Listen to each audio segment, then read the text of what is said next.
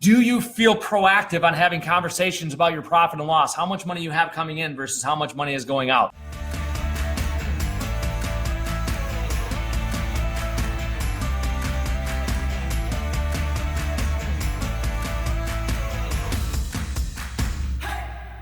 Guess what? I got the lottery of time and I'm fired up today because we're in week 3 of 36 to Life.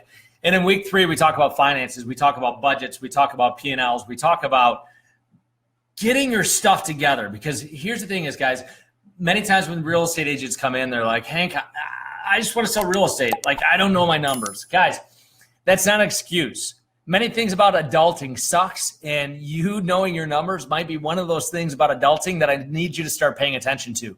See, we have April 15th coming up. I want you to pay attention, and I want you to get your taxes done before April 15th.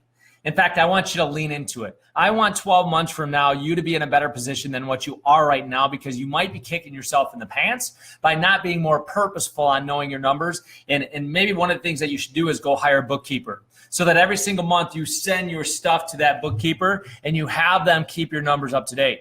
Here's what I know. People who don't watch their numbers get in trouble. People that don't watch their numbers get behind on the IRS. And people who don't know their numbers live a life where we just got to do more. Guys, the answer isn't making more money. It's doing more with the money that we make, which means I want you to get a personal budget, which means I want you to get a P&L that you are watching. There's a great book that I wish that I would have read 20 years ago. It's called Profit First. See, many people are growing their businesses and yet they're not netting any more money. And one thing that I've learned with growing my businesses is that it takes more work, it takes more stress, it takes more resources. Now, here's the thing. I don't know about you guys. There's no point of growing a business if you're not going to make more money. Now, granted, I want to be a ripple effect, and there's bigger things going on than just making money. Yet you don't need to take on more liability if you're not going to do the bottom line, because at some point you're going to get burned out.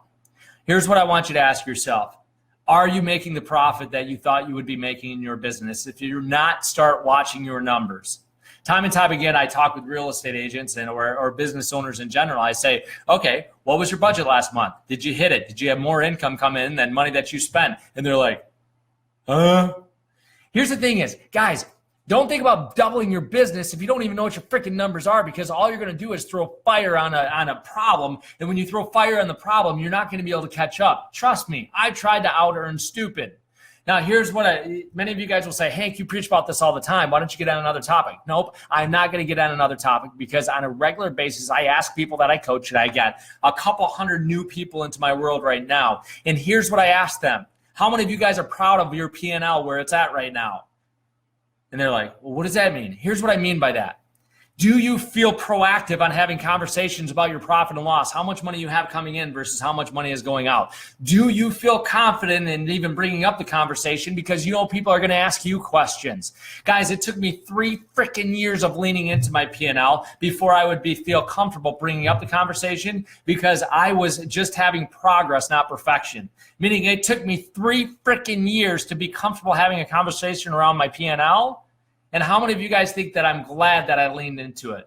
Jake from up north there. Jake's great with numbers. That guy, Jake, I would love to interview you, because if there's one thing that I know is you've done a great job with money. Now, guys, here's my prediction. It doesn't matter how much money you make over the next 5 or 10 years. It matters what you do with your financial IQ over the next 5 to 10 years and where you're going to be wealth-wise. So here's what I'm going to challenge you to do. Make a declaration today that you're done having stupid debt, meaning you're not going to borrow any more money on stuff that isn't performing. Now, I get it. There is time to leverage debt, yet if you're behind the 8 ball where you want to be, stop it. Pay off your credit cards. What I want us to do is I want us to start making declarations around money and do have it.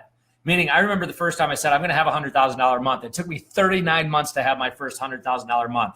Second time I said that I was going to have a $100,000 month, it took me 13 months, because it's a mathematical equation and you can back it in.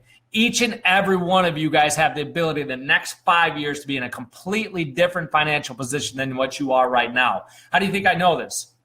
You know, it wasn't too long ago that I had every freaking credit card maxed out. It wasn't too long ago that I had to go and borrow money from a family member because I believed in something that I wanted to do. Now, here's what I can tell you right now. I believed in the activities and I got into massive activity and I started raising my financial IQ. I decided on my 38th birthday that I was done borrowing debt. Now, here's the thing is sometimes it doesn't feel like you're getting momentum. Yet I can tell you right now I'm getting massive traction. I also made the observation that I needed more than one income source coming in. Now, last month I received a check for $5,457.98 from an income source that I don't do actively. Meaning I spend less than 2 to 3 hours a week on this income source. And it's because I made a freaking decision that I'm not a spoiled little brat and I'm okay with being consistent and getting results over the course of time. And I don't have to do it just for right now. See, many of us are worried about just right now. And what we got to do is we got to be looking 5 years down the road. What is it that I can do today that I can plant a seed today on that will play me fruit 12, 24, 36, 5 years down the road? See, so many of us are spoiled little brats, so we don't want to wait that much time. Yet here's what I know, that income that I got this month of $5,457.98 will most likely hit 5 figures in the next 90 days, meaning it'll be an income over $10,000. Now, when that happens, that's when my family really starts to win. Now, here's the thing is if I didn't have the balls to think bigger, if I didn't have the guts to go out there and take a risk, if I didn't have the ability to say, you know what, I'm okay with investing some time in today of something that will pay off tomorrow, I wouldn't be here today. Stephanie Wardwell, consistent. Yes, write that word down. Tattoo that on your forehead as consistency because you know what? Many of people have this. They have a gambler's addiction. Oh, I'll just have one more big deal. That next deal will solve it. You know what? That's what gamblers do. Many of you guys are gambling with their financial future. And I want you to ask yourself, by doing what you're doing right now, are your kids going to have to take care of you?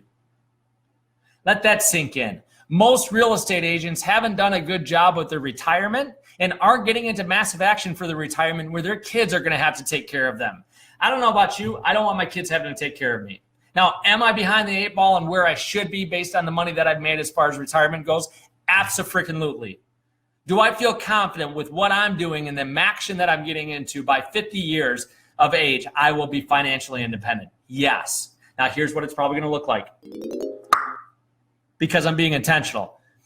If you are not intentional about your finances and you don't care about having massive wealth and you don't care about being broke and you want to be irresponsible with your money, do me a favor, unfriend me. If you want massive wealth, if you want to have a massive impact on your family tree financially, like this stuff up. Like it. Say, Hank, I'm with you. I am going to change my family tree, and I'm going to make a lot of fucking money. Whew. That's who I want to hang out with. And if you're not, oh my gosh, my wife just jumped in, and I just dropped my first F-bomb on a Facebook Live in forever. Honey, I'm getting fired up. We're going to retire by 50 years of age because you know what? We are getting intentional. We're getting a little Dave Ramsey on this. So if you're with me, give me some thumbs. I'm out of here, and I'm going to go apologize to my wife for dropping an F-bomb on Facebook Live. Man, goodbye.